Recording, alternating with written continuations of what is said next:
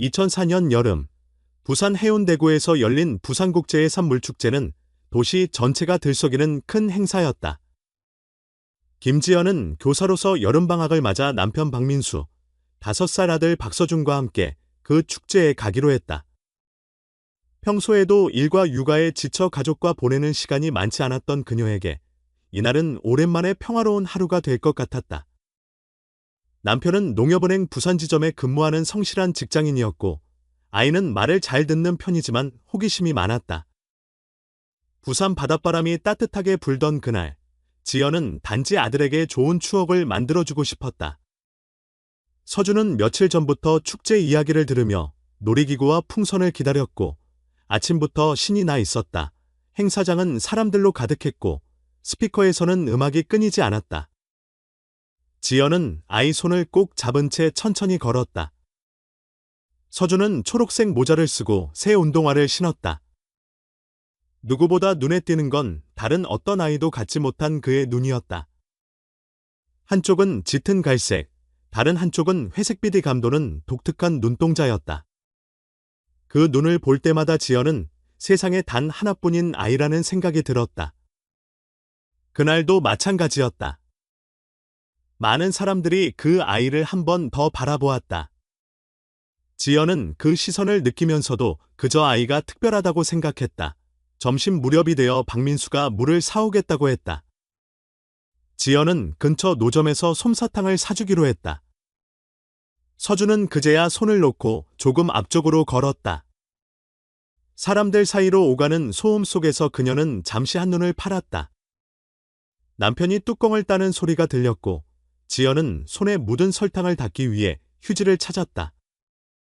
그 몇 초가 전부였다. 돌아서자마자 아이의 모습이 보이지 않았다. 아이의 이름을 부르는 목소리가 축제의 소리 속으로 사라졌다. 처음에는 멀리 간 줄 알았다. 놀이기구 쪽으로 뛰어간 건 아닐까 생각했다. 그러나 주변을 둘러봐도 어디에도 없었다. 박민수는 믿을 수 없다는 표정으로 말했다.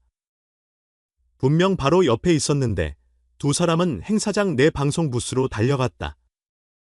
아이의 이름과 나이, 옷차림을 알렸다. 스태프들은 확성기로 방송을 했고 자원봉사자들이 주변을 수색했다. 그러나 1시간, 2시간이 지나도 아무 소식이 없었다. 축제는 여전히 음악과 웃음소리로 가득했지만 지연에게는 세상이 멈춘 것 같았다. 남편은 경찰에 신고했고 해운대경찰서는 즉시 인근 지역에 경보를 내렸다. 별표 경찰청 실종아동센터 별표와 연락이 닿으면서 전국적인 경계가 발동됐다. 지연은 경찰에게 아이의 눈 이야기를 가장 먼저 했다. 한쪽은 갈색이고 다른 한쪽은 회색이에요. 멀리서 봐도 바로 알아볼 수 있어요. 형사는 빠르게 메모를 하며 말했다. 그 눈이라면 찾기 쉽습니다. 바로 주변 CCTV부터 확인하겠습니다. 그러나 축제장에는 임시 설치된 카메라가 적었고 그나마도 인파에 가려 아이의 모습이 명확히 찍히지 않았다.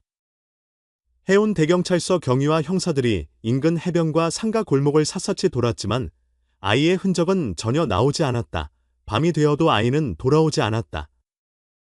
바닷가 불빛이 하나둘 꺼질 때까지 지연은 제자리에 서 있었다. 실종자 가족에게 지급되는 전단 양식이 건네졌고 그녀는 떨리는 손으로 아이의 이름을 적었다. 박서준, 5세, 남아, 초록색 모자, 흰 운동화, 갈색과 회색의 눈 옆에는 아이의 사진을 붙였다. 사진은 그날 아침 집을 나서기 전 찍은 것이었다. 미소 짓는 얼굴이 그 어떤 말보다 선명했다. 경찰은 별표 부산지 방경찰청 별표가 협조해 언론에 실종 보도를 냈다. 방송국에서도 긴급 자막이 올라갔지만 시민들의 제보는 하나같이 헛된 방향이었다. 다음 날 아침 별표 경찰청 실종아동센터 별표에서는 전국 아동보호기관에 통보를 보냈다. 인근 지자체에서는 전단을 인쇄했고 해운대구청에서도 확성기 방송을 반복했다. 지연은 그 모든 과정을 바라보며 현실이 아닌 꿈속에 있는 듯한 느낌을 받았다.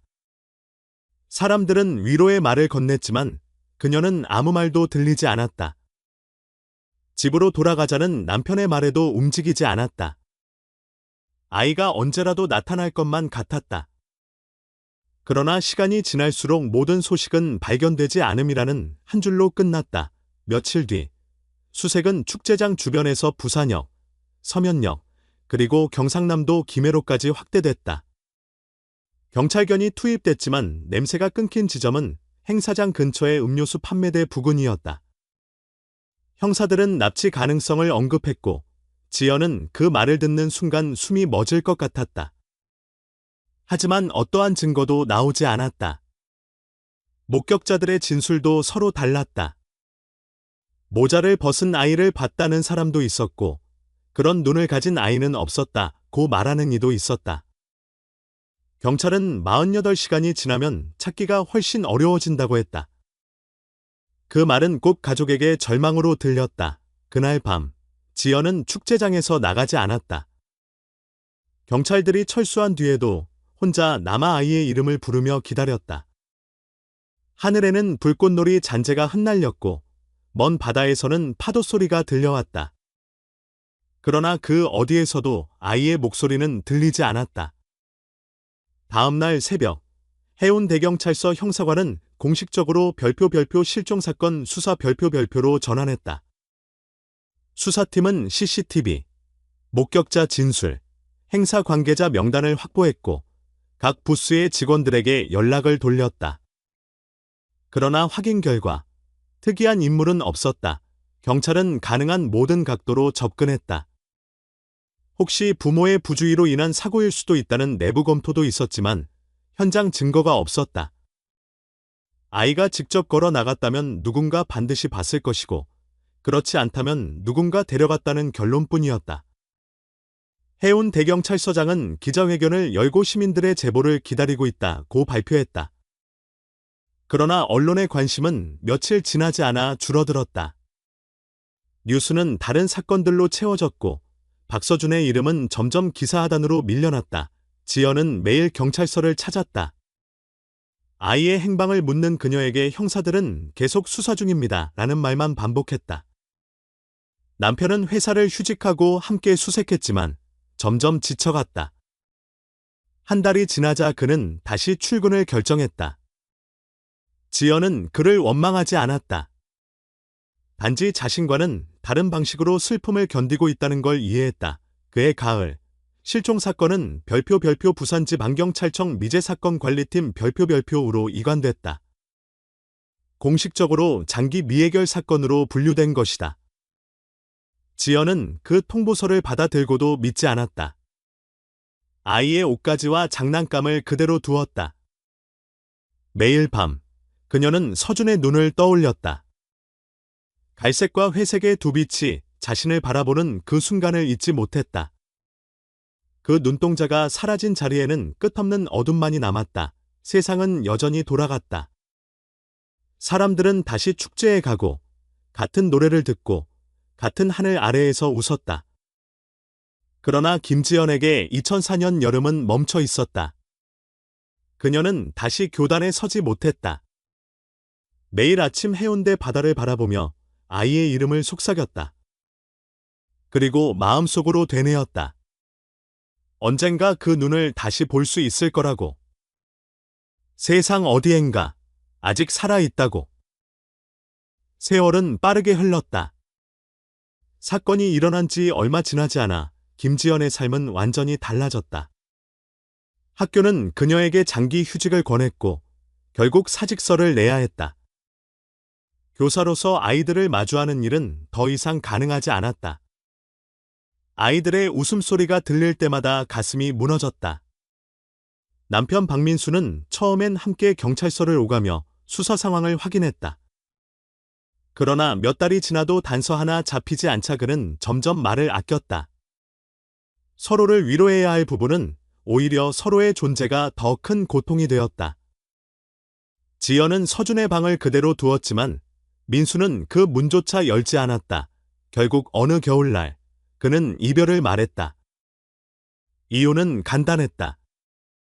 더 이상 이렇게는 살 수 없다. 지연은 고개를 끄덕였다. 누구의 잘못도 아니었다.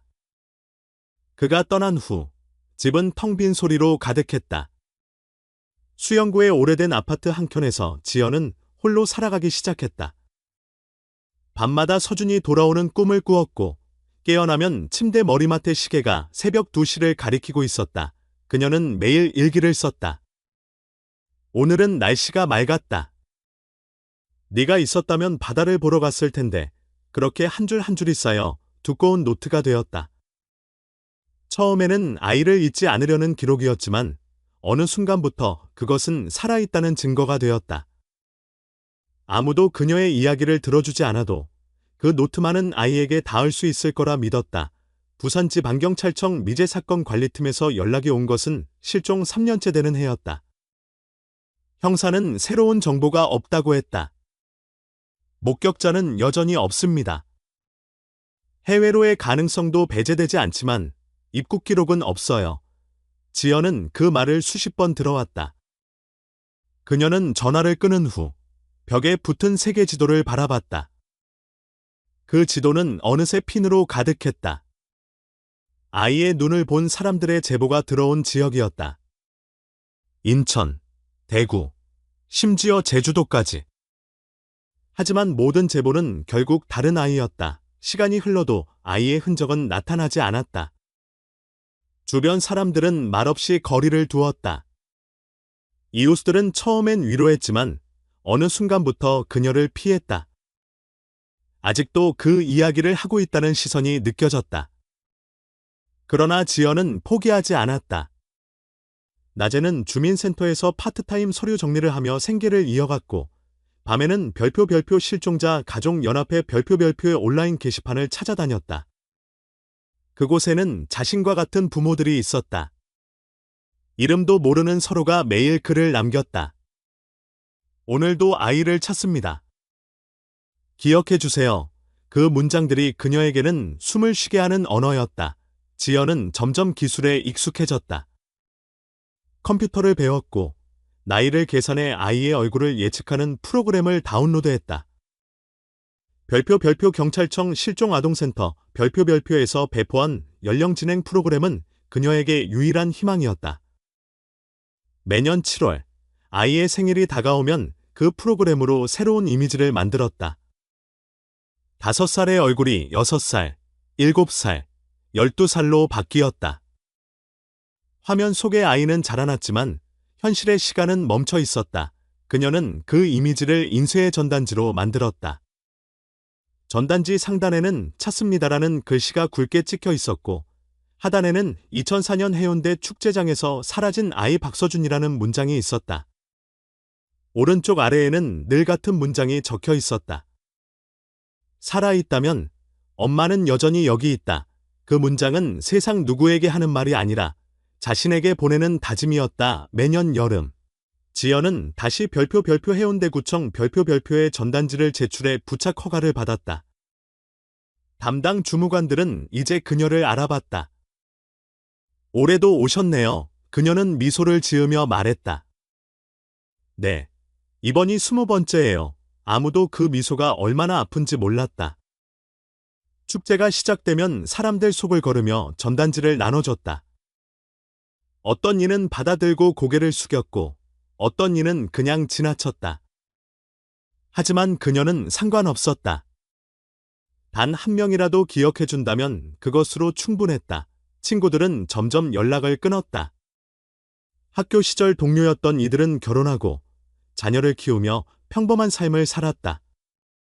SNS에 올라오는 그들의 사진을 볼 때마다 마음 한구석이 저려왔다. 그러나 동시에 그런 일상마저 부럽지 않았다. 그녀에게 세상은 오직 한 가지 목적만 존재했다. 아이를 찾는 일. 그녀의 이름은 여러 방송과 신문에 등장했다. 아들을 찾는 엄마. 15년의 기록. 기자들은 눈물의 사연이라며 취재했지만 기사는 이내 잊혔다. 인터뷰가 끝나면 아무도 연락하지 않았다. 다만 별표 부산지방경찰청 별표의 형사 한 명이 꾸준히 연락을 주었다. 그는 새롭게 배정된 젊은 형사였다. 선생님, 아직 포기하지 마세요. 데이터베이스가 계속 갱신되고 있습니다. 지연은 고맙다고 말했다. 하지만 그 말 뒤에 늘 붙는 문장. 아직 아무런 단서는 없습니다. 는 여전히 무겁게 남았다. 그녀는 일상의 대부분을 기록으로 채웠다. 경찰 보고서 사본, 통화 내역, 제보자 이름, 날짜와 장소가 적힌 노트들이 서랍 가득 쌓였다. 노트의 맨 마지막 페이지에는 항상 같은 문장이 적혀 있었다. 서준아, 엄마는 오늘도 기다린다. 서준이 사라진 지 10년째 되는 애. 그녀는 별표 실종자 가족연합회 별표의 자원봉사 팀장이 되었다. 그곳에서 다른 부모들의 이야기를 들으며 조금씩 숨을 돌릴 수 있었다. 어떤 이는 20해 만에 아이를 찾았고 어떤 이는 시신으로 아이를 돌려받았다. 누군가는 그래도 찾았다는 게 부럽다고 말했다. 지연은 고개를 끄덕였다. 그 말이 결코 잔인하지 않았다. 그녀의 신앙심도 변했다. 예전에는 교회에 다니지 않았지만 어느 날 한 목사가 보낸 편지가 계기가 되었다. 편지에는 이렇게 쓰여 있었다. 당신의 아이가 어디에 있든 그 사랑은 여전히 연결되어 있습니다. 그 문장을 읽고 지연은 울었다. 그날 이후 매주 일요일이면 조용히 교회에 앉아 아이의 이름을 마음속으로 부르곤 했다. 세월은 다시 흘러 어느새 20년이 되었다. 머리카락에 흰빛이 섞였고 눈가에 주름이 깊어졌다. 그러나 지연의 집벽에는 여전히 아이의 사진이 가득했다. 그녀는 매일 아침 눈을 뜨면 벽을 바라보며 속삭였다. 오늘도 함께 걷자. 밤에는 컴퓨터를 켜고 새로 등록된 실종자 데이터베이스를 확인했다. 클릭할 때마다 심장이 두근거렸다. 혹시나 하는 마음과 다시 아니면 하는 두려움이 매번 교차했다. 그녀에게 세상은 끝나지 않은 하루였다. 시간은 흘렀지만 그날의 오후 3시는 여전히 현재였다. 사람들은 잊었고 세상은 변했지만 김지연의 시간은 여전히 그곳에 머물러 있었다. 그리고 그녀는 믿었다. 언젠가 아주 우연한 순간에라도 누군가가 그 눈을 다시 알아볼 거라고. 그 믿음 하나로 20해를 견뎠다. 2023년 겨울, 김지연은 대구 달서구의 한 병원에 누워있는 언니를 돌보기 위해 잠시 머물고 있었다. 수술을 마친 언니는 회복 중이었고 병실 안 공기는 조용했다. 병문안을 마치고 나오는 길, 지연은 근처 골목을 걷다가 우연히 작은 교회를 보았다. 간판에는 별표 대한예수교장로의 달서중앙교회 별표라는 이름이 적혀 있었다. 평소 같으면 그냥 지나쳤을 곳이었다. 그러나 그날따라 발걸음이 멈췄다. 게시판에 붙은 여러 공지문 중 하나가 눈에 들어왔기 때문이다. 그것은 청년부 겨울봉사 프로그램을 알리는 전단이었다. 전단 한가운데에는 단체 사진이 있었다. 여러 명의 청년들이 웃고 있었고 가운데에는 한 남자가 서 있었다. 이름은 별표 한준우, 25, 별표. 봉사활동 인솔자로 소개되어 있었다. 사진 속 그의 얼굴을 본 순간 지연의 손이 떨렸다. 그 눈이었다. 한쪽은 갈색, 다른 한쪽은 옅은 회색빛. 세상 어디에도 없을 것 같던 그 눈동자가 거기 있었다. 지연은 숨을 들이켰다. 가슴이 조여오고 머릿속이 하얘졌다. 전단을 떼어들고 다시 살펴보았다. 웃고 있는 모습, 턱선, 눈가의 각도, 모든 것이 낯설면서도 익숙했다. 휴대폰을 꺼내 전단을 찍었다. 화면을 확대하자 더 이상 착각일 수 없었다. 20해 동안 매년 컴퓨터 프로그램으로 예측해온 아이의 얼굴이 바로 거기에 있었다. 눈물이 차오르는 걸 느꼈지만 이곳은 교회였다. 그녀는 숨을 고르고 현관 쪽으로 들어갔다. 마침 안쪽에서 나이 지긋한 관리인이 나왔다. 지연은 조심스럽게 물었다. 혹시 이분, 한준우 씨에 대해 아시나요? 관리인은 고개를 끄덕이며 말했다. 그 청년은 우리 교회에서 아주 오래됐어요. 거의 10살 넘게 함께했지요. 목사님이 데려다 키운 아이예요. 집도 없고 부모님도 몰랐다 하더군요. 그 말에 지연의 눈빛이 흔들렸다. 목사님 성함이 어떻게 되시죠? 최경민 목사님이에요.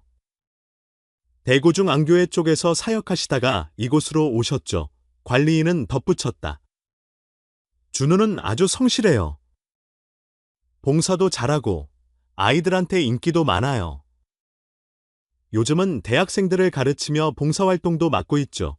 지연은 감사 인사를 남기고 교회 앞을 벗어났다. 손에는 여전히 구겨진 전단지가 들려 있었다. 골목을 걷는 동안 눈이 내리기 시작했지만 추위를 느낄 틈이 없었다. 머릿속에는 단 하나의 생각만 떠올랐다. 별표 그 아이일지도 모른다. 별표 그날 밤 숙소로 돌아온 지연은 전단 사진을 수십 번이나 확대해 보았다. 화면 속 남자의 시선은 카메라를 향하고 있었지만 어딘가 멀리 보고 있는 듯했다. 그 눈빛에서 20해 전의 기억이 겹쳐졌다. 해운대 축제장에서 솜사탕을 들고 웃던 5살의 얼굴. 지연은 그날 밤 단 한숨도 자지 못했다. 잠시라도 눈을 감으면 머릿속에 사진이 떠올랐다. 혹시 착각이라면 어떡하나. 하지만 만약 진짜라면. 두려움과 희망이 동시에 몰려왔다. 새벽이 되자 그녀는 결심했다. 다음 날 직접 교회로 가서 확인하리라. 단 한 번이라도 그 사람을 본다면 모든 것이 분명해질 것 같았다. 아침 9시. 교회 문이 열릴 시간에 맞춰 지연은 다시 그곳을 찾았다. 안쪽 사무실에는 별표 최경민 목사 별표가 있었다. 50대 중반쯤 되어 보이는 그는 따뜻한 목소리로 인사를 건넸다. 지연은 자신이 부산에서 왔다고 말했다. 그리고 조심스레 물었다. 한준호 씨를 잠깐 만날 수 있을까요? 목사는 의아한 표정으로 대답했다. 오늘은 대학 청년부 봉사 일정으로 나갔을 겁니다. 무슨 일이신가요? 지연은 망설이다가 휴대폰을 꺼내 전단 사진을 보여주었다. 이 사람을 잘 알고 계신가요? 목사는 잠시 사진을 보더니 미소를 지었다. 준우는 저희가 오래전에 데려온 아이입니다. 거리에서 방황하다가 제가 보호시설로 인계했는데 그 이후로 교회에서 지내게 되었죠. 지금은 대학도 다니고 봉사활동도 열심히 하고 있습니다. 그 말에 지연의 숨이 막혔다. 혹시 그 아이가 어릴 때의 기억을 한 적이 있나요? 그녀의 목소리는 떨렸다. 목사는 잠시 생각하더니 조심스럽게 말했다. 가끔 이상한 꿈을 꾼다고 하더군요. 푸른 벽이 있는 집, 달콤한 냄새가 나는 주방, 그리고 여자가 노래를 부르는 장면이요. 하지만 그건 단지 꿈일지도 모른다고 했습니다.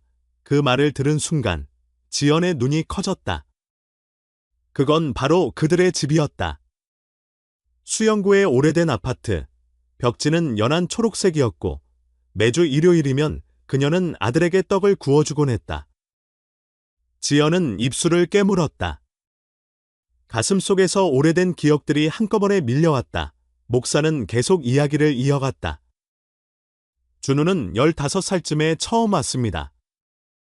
그때 몸에 상처가 있었고 자신의 이름도 모르겠다고 했습니다. 그냥 준우라고 불러달라 하더군요. 아이답지 않게 조용했지만 마음은 착했어요. 제가 주민등록 절차를 도와주고 지금까지 함께 지내고 있습니다. 지연은 손을 꼭 쥐었다. 모든 조각이 하나의 그림처럼 맞춰지고 있었다. 이름은 달랐지만 눈, 나이, 기억, 모든 게 연결되었다. 그러나 그녀는 그 자리에서 울지 않았다. 아직 확인되지 않은 일이라면 함부로 말할 수 없었다. 대신 조용히 고개를 숙이며 말했다. 감사합니다, 목사님. 한 가지 부탁드려도 될까요? 그 청년의 연락처나 다시 만날 방법이 있을까요? 목사는 잠시 고민하더니 말했다. 개인정보라서 제가 바로 드릴 수는 없지만 이번 주 주일 예배 후에 청년부 모임이 있습니다. 그때 오시면 직접 볼 수 있을 겁니다. 지연은 감사 인사를 전하고 교회를 나섰다. 밖은 여전히 찬바람이 불었다. 그러나 그날의 추위는 전혀 느껴지지 않았다. 마음속이 뜨겁게 요동쳤다. 숙소로 돌아오자마자 일기를 폈다. 별표 오늘 그 아이를 봤다. 눈이 갔다. 심장이 아직도 뛰고 있다. 별표 그녀는 그 문장을 반복해서 썼다. 그리고 마지막 줄에 이렇게 적었다. 별표 만약 이게 착각이라면 그래도 나는 믿겠다. 내 아들은 살아있다. 별표 그날 밤 휴대폰 화면에 비친 사진을 다시 바라보며 지연은 속삭였다. 서준아, 정말 너니? 대답은 없었다. 그러나 그녀의 눈에는 오랜만에 빛이 떠올랐다. 20해 동안 지켜온 희망이 다시 깨어나는 순간이었다. 다음 날 아침, 김지연은 마음을 진정시키며 별표 대구중앙교회 별표를 찾았다. 전날 달서구의 작은 교회에서 들은 이야기로 밤을 새웠지만 이제는 확인해야 했다. 교회 사무실 문을 열자 최경민 목사가 서류를 정리하고 있었다. 지연이 인사하자 목사는 반가운 표정으로 맞았다. 그녀는 조심스레 말을 꺼냈다. 어제 뵌 김지연입니다. 혹시 말씀하셨던 한준우 씨에 대해 조금 더 여쭤봐도 될까요? 목사는 고개를 끄덕였다. 물론이지요. 커피라도 한잔 하시죠. 두 사람은 작은 탁자에 마주 앉았다. 지연은 손에 쥔 노트를 열었다. 그 안에는 20해 동안의 기록들이 빽빽하게 적혀 있었다. 사진, 메모, 날짜. 그녀는 조용히 물었다. 그 아이가 처음 왔을 때 상황을 기억하시나요? 목사는 잠시 생각하더니 천천히 말했다. 그날이 아직도 기억납니다. 겨울이었어요. 눈이 많이 오던 날이었죠. 교회 입구에서 몸을 떨고 있는 소년이 있었어요. 이름을 묻자 모르겠다고 했습니다. 주민등록증도 없고 가족도 없다고 했죠. 옷은 낡았지만 말투는 공손했어요. 배고프다고 해서 밥을 주고 며칠 후에 보호시설에 연락을 했습니다. 그런데 아이가 그곳에 가기를 두려워했습니다. 그래서 제가 일단 교회 숙소에서 돌봤습니다. 나중에 행정 절차를 밟아서 잠시 후견인 역할을 맡게 되었죠. 지연은 조용히 숨을 고르며 물었다. 그때 그 아이가 가지고 있던 물건이 있었나요? 목사는 서랍을 열어 오래된 봉투 하나를 꺼냈다. 그때 맡아둔 겁니다. 혹시 몰라서 아직 보관하고 있었어요. 봉투 안에는 낡은 지갑과 작은 메모지, 그리고 반쯤 찢어진 사진 한 장이 들어 있었다. 사진 속에는 5살쯤 되어 보이는 아이가 회전목마에 앉아 있었다. 옆에는 형형색색의 풍선이 날리고 아이는 활짝 웃고 있었다. 그리고 무엇보다 눈에 띈 건 서로 다른 색의 눈이었다. 갈색과 회색, 지연은 그 사진을 보는 순간 숨이 멎었다. 손끝이 떨렸지만 눈을 떼지 못했다. 그것은 분명히 자신이 마지막으로 서준을 찍은 사진이었다. 2004년 여름, 별표 해운대구 별표 축제장에서 남편이 카메라로 찍은 바로 그 장면이었다. 사진의 모서리에는 2004 부산 페스터벨이라는 인쇄 글씨가 희미하게 남아 있었다. 지연은 목사에게 물었다. 이 사진은 이 아이가 가지고 있었던 건가요? 목사는 고개를 끄덕였다. 네, 가방 안에 들어 있었습니다. 사진이 반쯤 찢겨 있어서 처음에는 잘 몰랐습니다.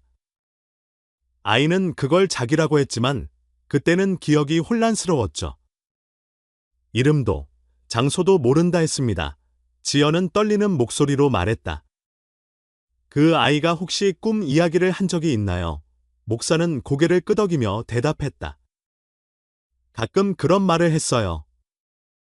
푸른 벽이 있는 집, 떡을 굽는 냄새, 그리고 노래 소리. 어릴 적 기억이라는데 그게 유일하게 남은 거라 했죠.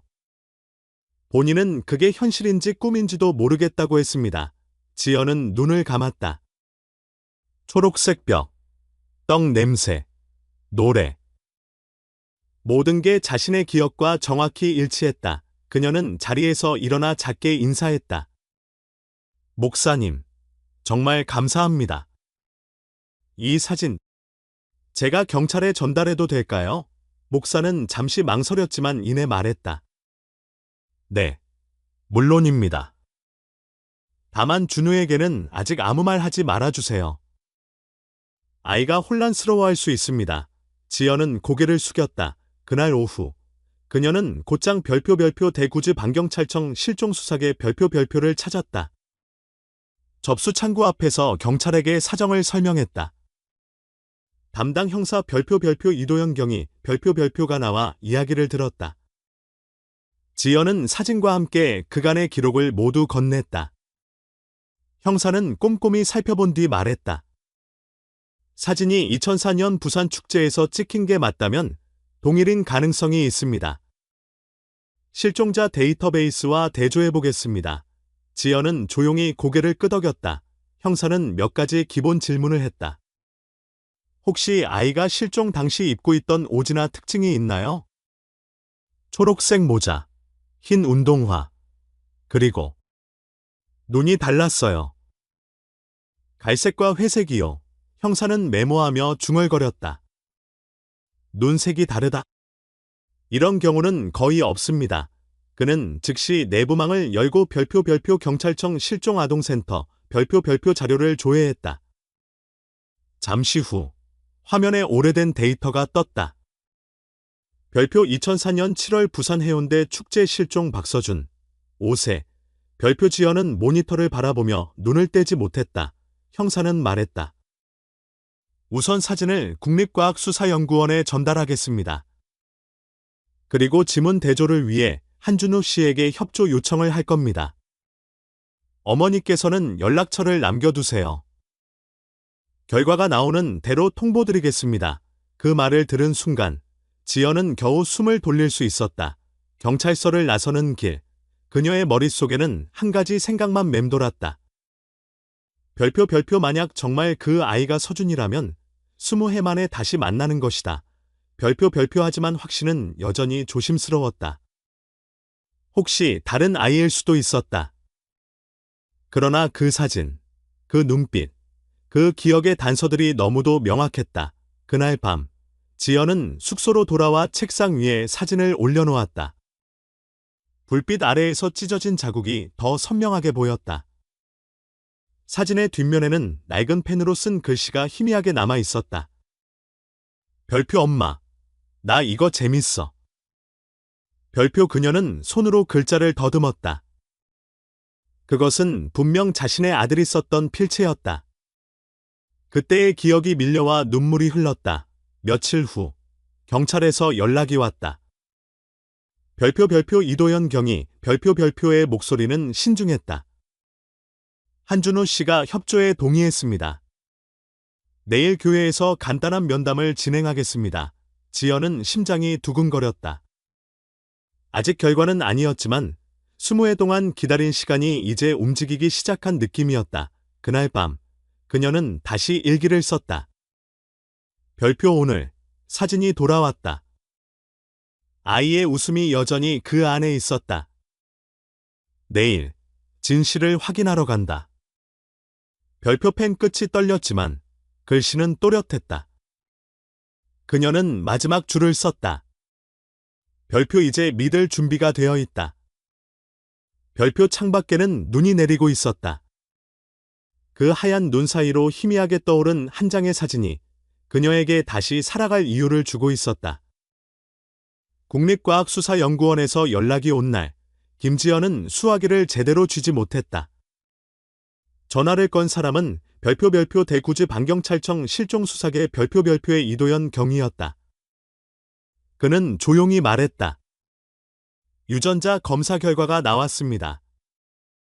한준우 씨는 박서준 군과 일치합니다. 그 한 문장이 들리는 순간 지연의 머릿속이 하얗게 변했다. 아무 말도 하지 못했다. 20해 동안 그토록 기다려온 말이었다. 손끝이 저리고 가슴이 미친 듯이 뛰었다. 경위는 조심스레 덧붙였다.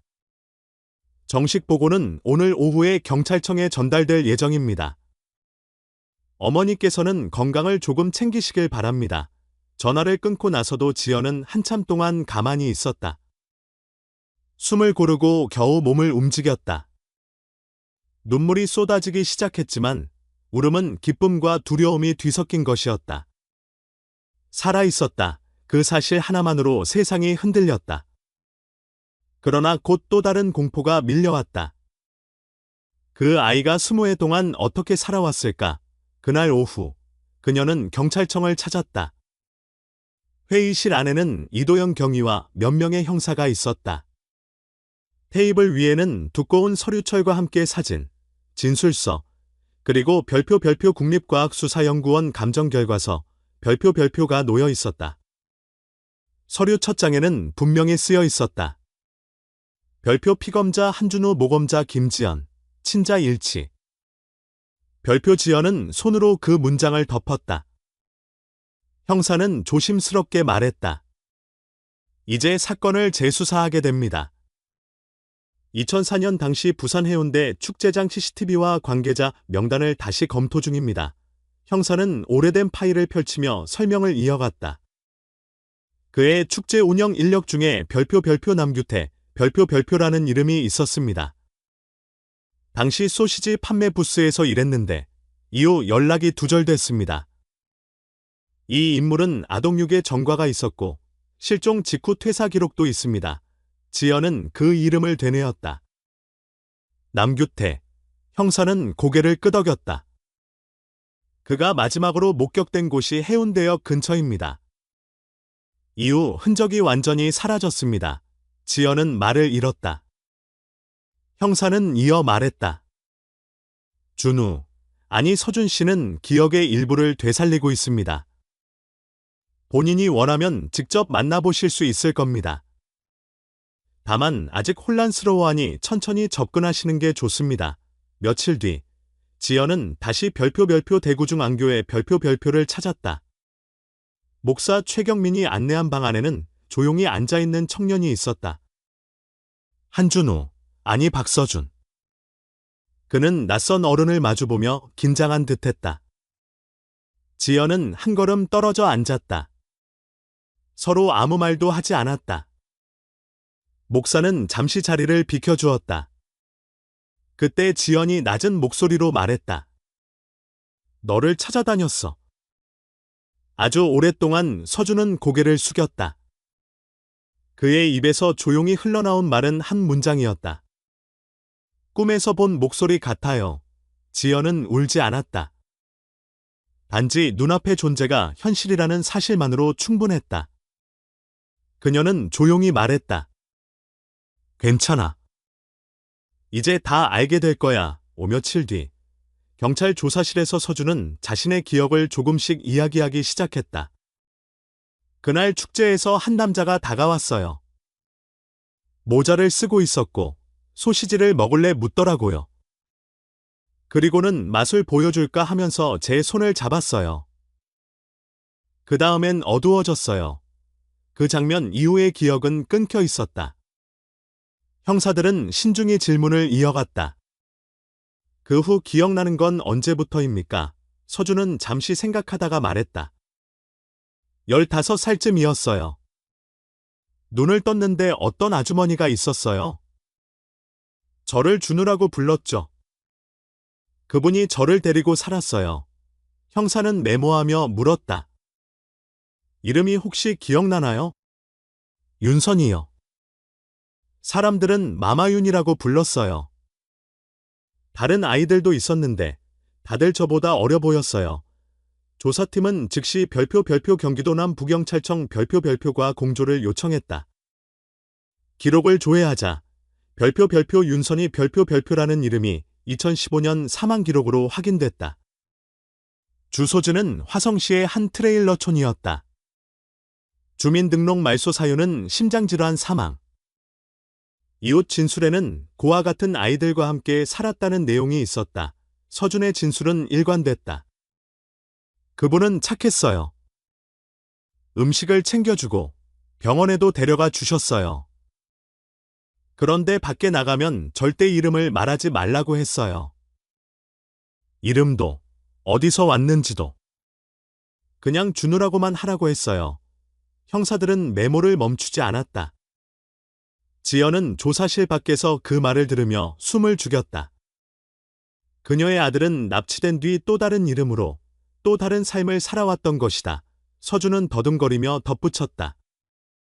그 아주머니가 돌아가시던 날 이상한 말을 했어요. 넌 이제 자유야. 하지만 과거는 잊어야 한다. 그때부터 혼자였어요. 이름도 몰라서 주민등록을 새로 만들었고 교회에서 도움을 받았어요. 그 말이 끝나자 방 안이 잠시 조용해졌다. 형사는 고개를 끄덕이며 말했다. 고생 많았어요. 이제 모든 게 밝혀질 겁니다. 며칠 뒤 별표 국립과학수사연구원 별표의 감정 결과는 정식 보고로 경찰 내부망에 등재됐다. 실종 사건 2004 부산차일드는 피해자 생존으로 분류가 변경됐다. 별표 경찰청 실종아동센터 별표는 즉시 전국 데이터베이스를 업데이트했다. 지연은 여전히 믿기지 않았다. 그러나 모든 증거가 말해주고 있었다. 사진, DNA, 기억, 그리고 그 눈동자. 그녀는 조용히 속삭였다.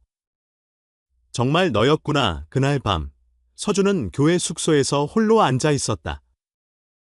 그는 작은 상자를 꺼내 오래된 편지 한 장을 펼쳤다. 종이는 누렇게 바랬지만 글씨는 선명했다. 별표 누가 이걸 보면 내 이름은 서준이야.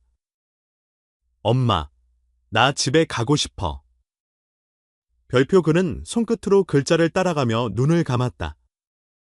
기억 속에서 흐릿한 목소리가 들려왔다. 떡을 굽는 냄새, 초록색 벽, 노래소리, 그리고 서준아라는 부름. 그 순간 그의 눈에서 눈물이 흘렀다. 다음 날, 지연은 다시 교회를 찾았다. 목사는 두 사람을 다시 마주 앉게 했다. 서준은 잠시 망설이다가 말했다. 이제 확실히 알겠어요. 왜 그 꿈을 계속 꿨는지. 지연은 대답하지 않았다.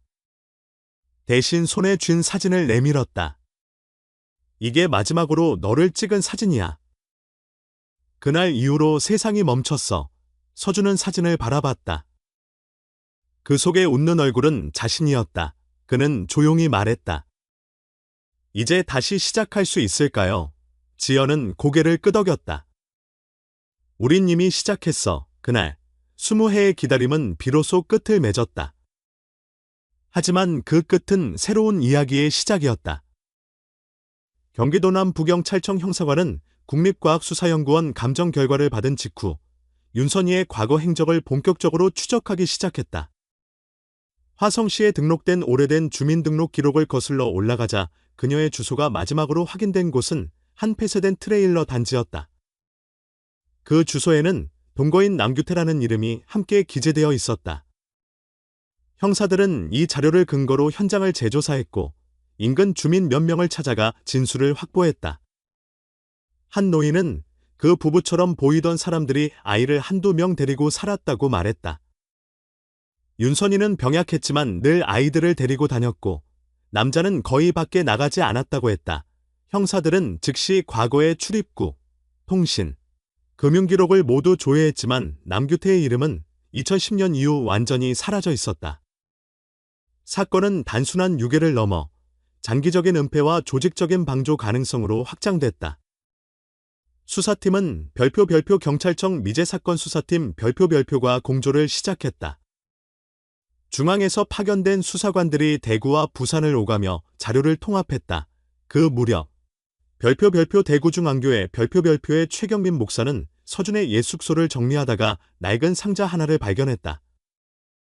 먼지가 쌓인 상자 안에는 오래된 성경책, 작은 메모지 뭉치, 그리고 편지 한 장이 들어 있었다.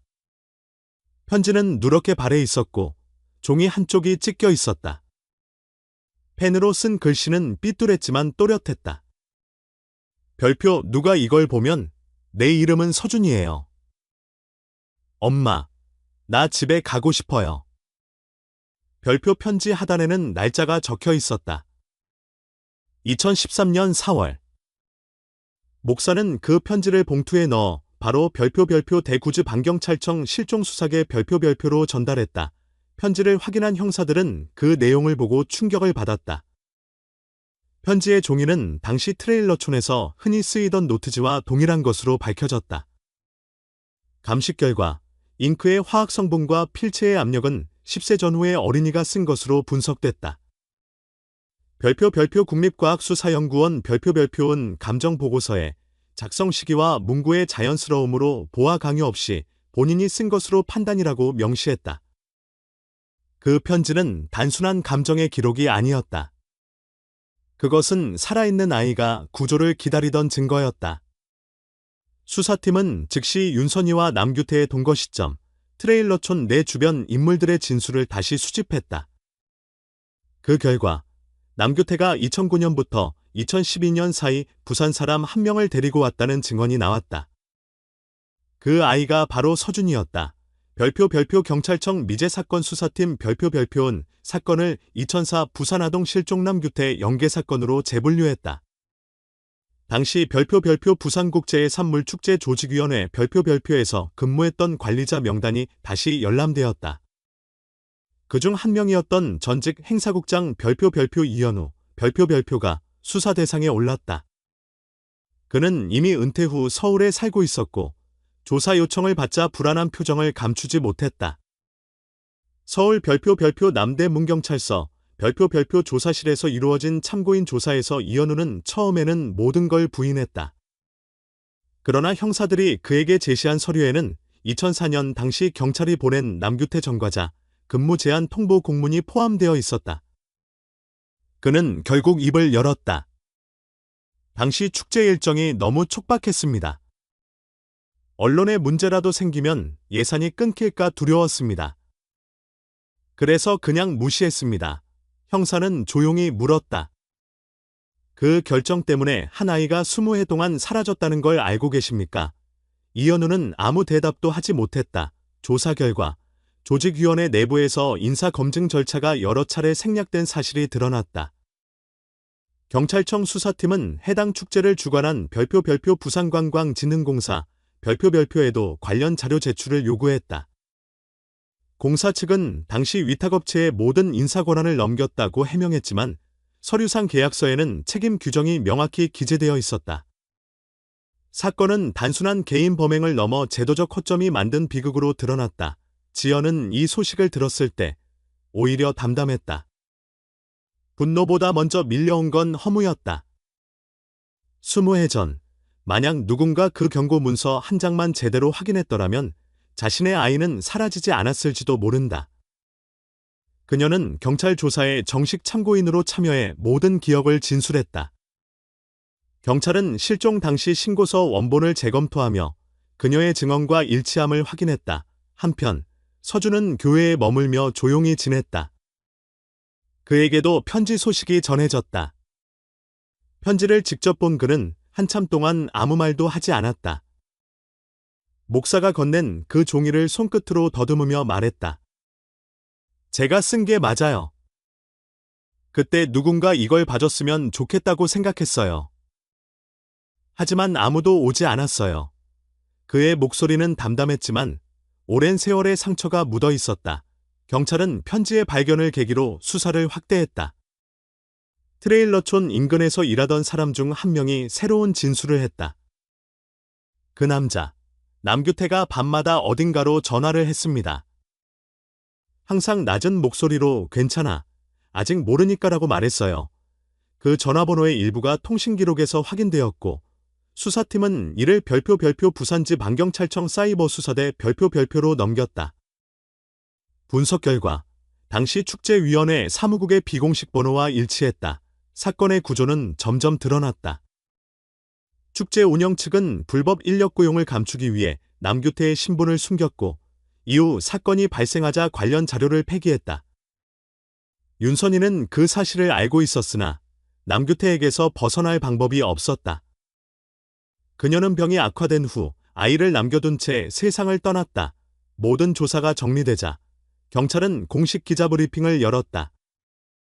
별표 경찰청 미제사건 수사팀 별표 팀장은 본 사건은 단순 실종이 아닌 조직적 은폐의 결과로 드러났다고 발표했다. 그러나 남규태의 행방은 여전히 확인되지 않았다. 그는 사망했을 가능성도, 해외로 도피했을 가능성도 있었다. 지연은 경찰의 발표를 끝까지 지켜보았다. 기자들이 연신 플래시를 터뜨렸지만 그녀는 고개를 숙이고 있었다. 사건의 진실이 드러나도 아이의 잃어버린 시간은 돌아오지 않았다. 하지만 그 편지 한 장이 아이가 포기하지 않았다는 증거로 남았다. 그날 밤, 그녀는 집에서 그 편지 복사본을 꺼냈다. 손끝으로 글자를 따라가며 속삭였다. 서준아, 내가 쓰던 그 글씨, 엄마가 기억하고 있었어. 눈물이 흘렀지만 이번엔 절망이 아니라 안도의 눈물이었다. 20해 동안 어둠 속에서 울리던 한 아이의 목소리가 마침내 세상에 닿은 순간이었다. 경찰의 수사가 전국 단위로 확대되면서 윤선이의 과거 기록이 하나둘 드러나기 시작했다. 경기도 수원시에 위치한 별표 수원아동복지센터 별표에서 근무했던 시절, 그녀는 간호조무사로 일하며 보호 아동들의 건강관리를 맡고 있었다. 그러나 센터 내부 기록에는 아동 인계 절차 위반으로 해고라는 짧은 문장이 남아 있었다. 담당자는 이미 퇴직했지만 당시 함께 근무했던 직원의 진술을 통해 상황이 조금씩 밝혀졌다. 그녀는 퇴직 직전 한 아이를 데리고 외출한 뒤 며칠 동안 복구하지 않았다. 돌아왔을 때 아이는 없었다. 당시 행정 담당자는 내부 보고서를 작성했으나 사건이 외부로 알려지지 않도록 상부에서 무마시켰다고 했다. 복지센터의 명예를 지키기 위해서라는 명목이었다. 그때 그 아이가 누구였는지 기록은 남아있지 않았다. 별표 경찰청 미제사건 수사팀 별표은 윤선이의 개인 물품을 다시 감식했다. 그녀의 유품 중에는 작은 일기장이 있었는데 낡은 커버 안쪽에 흐릿한 글씨로 이렇게 적혀 있었다. 별표 S는 첫 번째 아이, L은 두 번째 아이. 나는 그들을 구했다. 세상은 그들을 모른다. 별표 그 일기의 내용은 짧지만 문장마다 불안정한 신념이 묻어 있었다. 그녀는 자신이 무언가를 구원하고 있다고 믿었던 듯했다. 수사관들은 S가 서준을 뜻한다고 판단했다. 그렇다면 L은 누구인가? 그 질문이 수사의 핵심이 되었다. 국립과학수사연구원 디지털 분석실에서는 일기장 속에 끼워져 있던 오래된 사진 한 장을 복원했다. 사진에는 10살쯤 되어 보이는 소년이 있었고 아이의 눈은 서준처럼 서로 다른 색이었다. 한쪽은 옅은 회색, 다른 한쪽은 어두운 갈색. 사진 뒷면에는 날짜와 이름의 일부가 적혀 있었다. 별표 2011 8L 별표 그 아이는 윤선이의 마지막 노트에 등장하는 두 번째 아이일 가능성이 높았다. 별표 수원아동복지센터 별표와 별표 경기도 남부경찰청 여성청소년과 별표는 공동조사팀을 꾸렸다. 당시 센터에 등록된 아동 중 2011년 이후 행방이 불분명한 사례가 2건 확인되었다. 두 아이 모두 보호자가 나타나지 않은 상태에서 갑자기 기록에서 사라졌고 퇴소 사유란에는 가족 인계라는 모호한 문구만 남아 있었다. 담당 공무원은 이미 정근을 간 지 오래였지만 시스템 기록에는 윤선이의 이름이 인계인 서명란에 남아 있었다. 이 사실이 확인되자 경찰청은 즉시 별표 전국 실종아동 데이터베이스 별표를 다시 대조했다. 그 결과 한 건이 눈에 띄었다. 이도현, 가명, 당시 9세, 2011년 수원역 인근 실종, 아이의 눈색에 대한 부모의 진술은 오드 아이였다였다. 기록을 본 형사들은 모두 말없이 서로를 바라봤다. 조사팀은 윤선이와 남규태가 함께 살았던 화성의 트레일러촌에서 발견된 폐기물들을 다시 수거했다. 금속 상자 안에는 오래된 폴라로이드 사진들이 있었다. 사진 속의 아이들은 모두 6세에서 10세 사이였고 서로 다른 시기에 찍힌 듯 보였다.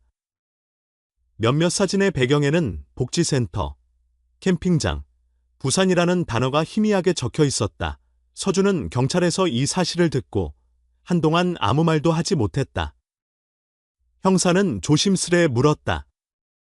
윤선이가 다른 아이들에 대해 이야기한 적 있습니까? 그는 고개를 숙인 채 낮게 대답했다. 가끔 너는 특별한 아이야. 선택받은 아이야라고 했어요. 그리고 어떤 날엔 너는 버려졌지만 나는 널 구했어라고 말했어요. 그의 목소리는 차분했지만 그 안에는 오랜 혼란이 스며 있었다. 지연은 옆에서 그 말을 듣고 숨을 삼켰다. 서준은 천천히 말을 이었다. 그때마다 무슨 뜻인지 몰랐어요. 그냥 착한 말인 줄 알았어요. 하지만 이제 알겠어요. 그건 구원이 아니라 가두는 말이었어요. 형사는 그날 진술서를 마치며 말했다. 당신은 구해진 게 아닙니다. 살아남은 겁니다. 그날 저녁, 지연은 집으로 돌아오며 경찰에게 받은 복사본을 다시 읽었다. 윤선이의 일기에는 더 많은 문장이 있었지만 일부는 번져서 읽을 수 없었다. 단 한 줄만이 또렷했다. 별표 아이들은 모두 내가 데리고 간다. 그들은 나의 집으로 온다. 별표 그녀는 손끝으로 그 문장을 덮었다. 다음 주 별표 경찰청 미제사건 수사팀 별표온 기자 브리핑을 통해 사건의 새로운 국면을 발표했다. 윤선이가 최소 2명의 아이를 불법으로 보호했다는 사실, 그리고 남규태가 그 과정에 개입했을 가능성이 크다는 점이었다. 수사팀장은 윤선이는 심리적으로 왜곡된 구원의식을 가지고 있었던 것으로 보이며 복지 시스템의 감시 부재가 비극을 키웠다고 말했다. 지연은 텔레비전 속 발표를 지켜보며 조용히 숨을 골랐다. 서준은 옆에서 뉴스 화면을 바라보고 있었다. 화면 하단에는 윤선이 일기 복원 완료, 제2의 IL 행방 미확인이라는 자막이 떴다. 그는 천천히 말했다. 그 여자가 내게 말했어요. 너는 엄마가 널 버렸기 때문에 내가 너를 택한 거야. 그 말이 오래도록 머릿속에 남았어요. 지연은 그를 바라보며 답했다. 그건 거짓말이야. 아무도 널 버리지 않았어. 넌 버려진 게 아니라 되찾은 거야. 그 말에 서준은 고개를 들었다. 눈빛 속에는 슬픔과 안도, 그리고 묘한 결심이 섞여 있었다. 그는 조용히 말했다. 그럼 나도 이제 누군가를 찾아야겠어요. 그 두 번째 아이르료 지연은 그 말을 듣고 아무 대답도 하지 않았다. 다만 손을 뻗어 아들의 손등을 살짝 덮었다. 20해 전 잃었던 온기가 이제는 다시 이어지고 있었다. 며칠 뒤 별표 수원아동복지센터 별표의 옛 기록보관실에서 또 하나의 서류가 발견됐다. 서류의 제목은 별표 특별관리아동 리스트 별표였고 거기에는 L로 표시된 한 아이의 사진이 희미하게 붙어 있었다. 담당 형사는 그 파일을 열며 말했다. 이 사건은 아직 끝나지 않았습니다. 서준은 다시 한번 눈을 감았다. 윤선이의 말이 떠올랐다. 별표 너는 선택받은 아이야. 별표 하지만 이제 그는 그 말의 의미를 다르게 받아들이고 있었다. 그는 더 이상 누군가의 선택을 기다리는 아이가 아니었다. 이제는 자신이 직접 세상에 나아가 또 다른 아이를 찾아야 할 사람이 되었다. 그날 밤, 지연은 오래된 편지를 다시 꺼내 들었다. 그 속의 글씨는 여전히 삐뚤고 서툴렀지만 그녀는 그 문장을 읽으며 마음속으로 다짐했다. 별표 이제는 끝까지 지켜낼 것이다. 별표 20해의 어둠 속에서 살아남은 아이는 다시 누군가의 빛이 되어가고 있었다. 남규태의 이름은 결국 모든 데이터베이스에서 사라졌다. 주민등록상 말소, 통신기록 단절, 출입국 기록 없음. 경찰은 여러 가설을 세웠지만 어느 하나 확정할 수 없었다. 누군가는 그가 도피 중이라고 말했고 누군가는 이미 오래전에 죽었을 거라고 했다. 그러나 지연에게 그것은 더 이상 중요한 문제가 아니었다. 아이가 살아 돌아왔다는 사실 하나만으로 충분했다. 세상은 여전히 불완전했지만 그녀의 마음속에서는 오랜 시간 닫혀있던 문이 천천히 열리고 있었다. 부산축제조직위원회의 전직 국장은 결국 별표 업무상 과실 은폐죄 별표로 기소되었다. 그의 변호인은 당시에는 단순한 행정실수였다고 주장했지만 법정에서 판사는 단호히 말했다. 당신의 한 번의 결정이 한 아이의 인생을 지웠습니다. 지연은 재판을 방청하지 않았다. 이미 증언을 마친 뒤 그녀는 다시는 법정에 가지 않았다. 그녀의 싸움은 이제 법이 아닌 시간과의 싸움이었기 때문이다. 한편 사건은 별표 L 프로젝트 별표라는 이름으로 계속 조사되었다. 윤선이가 남긴 마지막 사진 속에 두 번째 아이를 찾기 위한 국가 차원의 장기 조사였다. 매달 별표 경찰청 미제사건 수사팀 별표은 보고서를 발표했지만 새로운 단서는 없었다. 서준은 그 소식을 들을 때마다 조용히 눈을 감았다. 그는 알고 있었다. 자신이 살아남았다는 것은 누군가의 시간이 멈췄다는 뜻이라는 것을. 그는 이름을 새로 정했다. 별표 한서준, 별표 새로운 주민등록증을 받던 날, 그는 오래된 이름을 천천히 손끝으로 쓰고 그 옆에 새 이름을 덧붙였다. 한동안 바라보다가 조용히 중얼거렸다. 이제는 두 사람 모두 내 안에 있어. 서준은 별표 국립트라우마센터 별표에서 심리치료를 받기 시작했다. 처음에는 말 한마디 꺼내는 것도 힘들었다. 하지만 상담사가 건넨 한마디가 마음을 움직였다. 당신은 기억을 잃은 게 아니라 마음을 지키기 위해 숨긴 거예요. 그 말은 서준에게 위로였다. 그는 조금씩 과거를 이야기하기 시작했고 그 과정에서 상처의 형태를 이해했다. 시간이 흐르며 그는 대학 진학을 결심했다. 별표 한양대학교 사회복지학과 별표에 입학한 그는 비슷한 상처를 가진 사람들과 함께 공부했다. 강의실에서 처음 자기소개를 하던 날, 그는 짧게 말했다. 저는 실종 아동이었습니다. 하지만 지금은 누군가의 보호자가 되고 싶습니다. 순간, 교실 안은 고요해졌다. 그러나 곧 누군가가 조용히 박수를 쳤고, 박수는 하나둘 번져갔다. 그날 이후, 그는 다시 사람들 속으로 걸어 들어갔다. 지연은 아들의 변화를 멀리서 지켜봤다. 가끔 별표 국립트라우마센터 별표 앞벤치에 앉아 그의 수업이 끝나길 기다리곤 했다. 서준은 수업을 마치고 나와 늘 같은 말을 했다.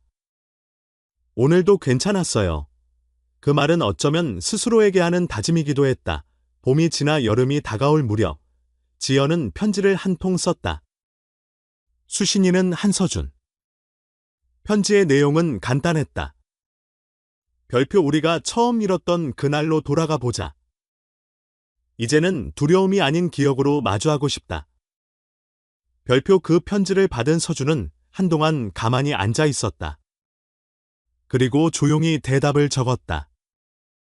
별표 그래요. 엄마. 이제는 괜찮을 것 같아요. 별표 며칠 뒤, 두 사람은 별표 해운대구 별표로 향했다. 2004년 여름, 세상이 무너졌던 바로 그곳이었다.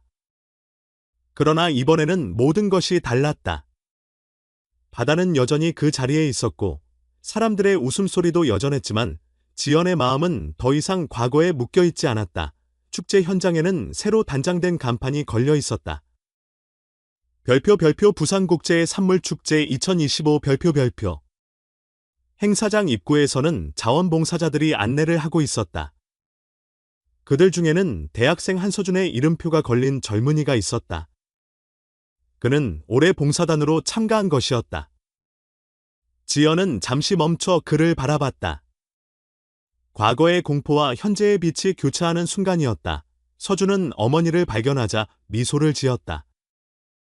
손에 든 컵을 건네며 말했다. 레모네이드예요. 예전에 아버지가 사주셨던 거 기억나죠? 지연은 그 컵을 받아들며 웃었다. 20해 전, 이 맛이 마지막이었다. 하지만 이번에는 달랐다. 상처의 기억 대신 온전한 지금이 있었다. 그들은 함께 축제장을 걸었다. 한쪽에서는 음악이 흘러나왔고 다른 쪽에서는 아이들이 풍선을 들고 뛰어다녔다. 서준은 하늘을 올려다보며 풍선 하나를 샀다. 빨간색이었다. 그는 풍선을 손끝으로 돌리며 말했다. 이건 우리를 위한 거예요. 지연은 고개를 끄덕였다. 두 사람은 바닷가 쪽으로 걸어가더니 바람이 부는 곳에서 멈췄다. 서준이 조심스레 줄을 놓자 빨간 풍선은 천천히 하늘로 올랐다. 그들은 아무 말도 하지 않았다. 바람 속에서 풍선은 점점 작아졌고 마침내 보이지 않게 되었다. 잠시 후 지연이 조용히 입을 열었다. 서준아, 엄마는 이제 세상을 미워하지 않기로 했어. 그동안 너무 오래 미워했거든. 서준은 고개를 끄덕였다. 이제는 용서할 시간이죠. 그날 저녁, 해가 기울 무렵, 두 사람은 축제장을 떠났다. 지연은 차 안에서 창밖을 바라보며 속삭였다. 너는 돌아왔고, 나는 다시 살아났어. 서준은 운전석 옆에서 대답하지 않았지만 조용히 미소를 지었다. 그 미소는 과거와 현재, 그리고 미래를 잇는 다리 같았다. 부산을 벗어나며 지연은 다시 하늘을 올려다봤다. 붉은 노을 속에서 아직 희미하게 보이는 빨간 풍선 하나가 바람을 타고 떠 있었다. 그녀는 눈을 감고 마음속으로 말했다. 별표 이제 됐다. 세상은 여전히 잔인하지만 그래도 우리는 다시 시작할 수 있다. 별표 그녀의 말은 바람에 섞여 흩어졌다.